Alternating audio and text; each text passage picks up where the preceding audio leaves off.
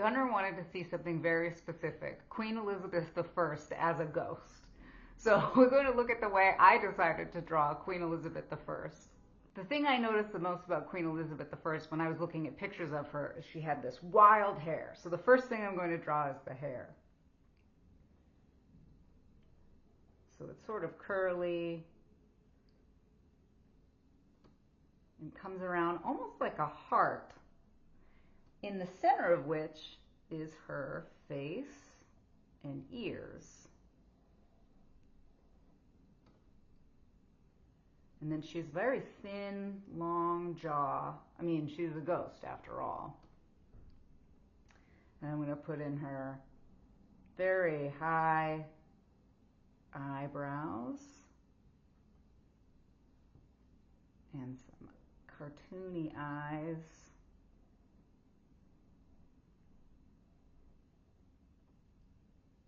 And just a simple sideways U for a nose. And then a couple upside down half moons for her mouth. And there you go. And now, maybe I'll add just some squiggles to define her hair a little bit. And now, the other thing I noticed in the pictures of her were these big collars. So let's do a big collar, which is just sort of like a circle, but like a spiny circle. Is that a technical term? All around her. And this isn't quite the design I did on the drawing, but let's do that. Let's say it looks like that. And there you go. There's Queen Elizabeth I's face, as cartooned by me.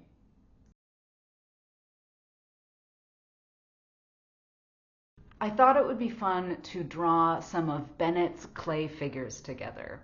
The thing I really love about drawing very simple human shapes is that it helps me understand how to draw them in complex positions. So we're going to just draw some clay figures in interesting positions.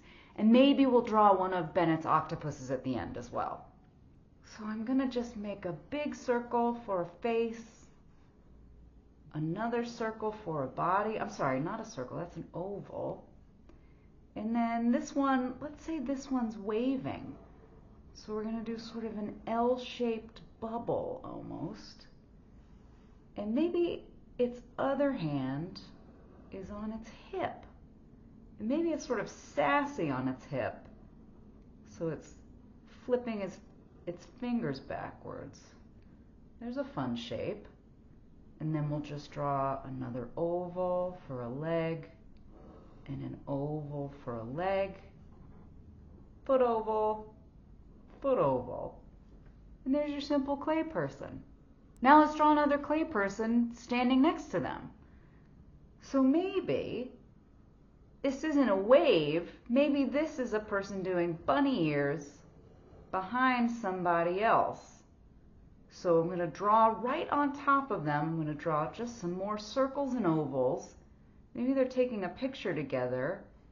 So if this arm is going behind this person, maybe their hand appears on this side. There's another circle. And I'll do a leg and a leg. This time maybe the foot's facing forward, so it's just a smaller circle. We'll do a smaller circle here, kind of a circle with a flat bottom. And then they've got an arm out to the side. So what's happening here? I've got two people on top of one another. All I have to do is come in and erase the stuff that is behind something else. So that means we're going to erase a bit of the arm, and it might have fallen in different places than in your drawing than in my drawing, but that's okay. That's great. So now we've got, let's make it really look like they're doing bunny ears behind them. This is just a 1, 2, 3, 4. I have to count my fingers, and then I have to look at what it looks like for bunny ears.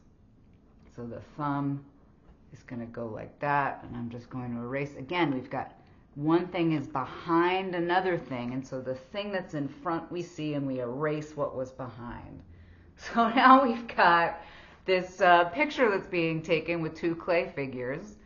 Maybe let's give them some faces. Yeah, we'll give them some eyes and a smile and an eyes, and maybe not mean eyebrows, but it's sort of like sneaky eyebrows and a smile. That's a cheeky little smile there. And then, because I promised, let's put an octopus in the front here. So Bennett's octopuses, you could only see 4 of the legs from the front, right? So we're just going to do, even though I know octopuses have 8 legs, we're just going to do 1, 2, 3, 4, and then come back to meet it. Now, if this octopus is in front of the first clay figure we made, then I want to erase this line so that it looks like the octopus is in front. I'm just going to make this a little darker.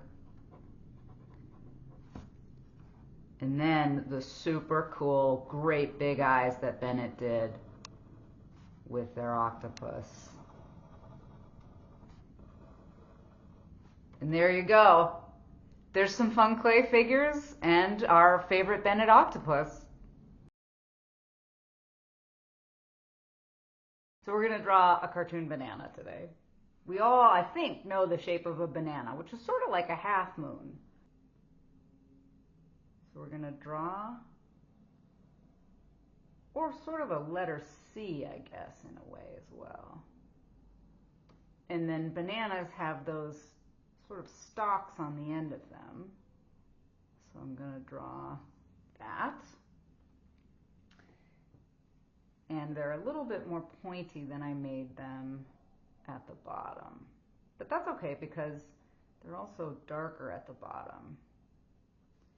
And they're sort of darker there as well, right? The tips. Now, because of the cartoon banana, we need some eyes. We're going to do some big, scared eyes, big circles with tiny dots in the center because, of course, in this drawing, they are being flung by a catapult. And then a mouth. This one's happier, but that's okay. And then you can do anything you want with the arms. So let's do an arm, doing a weird thing here. And then maybe I'll give him some hands. I think bananas only have 4 fingers. That's what I've decided. And then there's a hand coming out this way as well. This is more like a dancing banana, I think. And then let's give him some legs and a leg.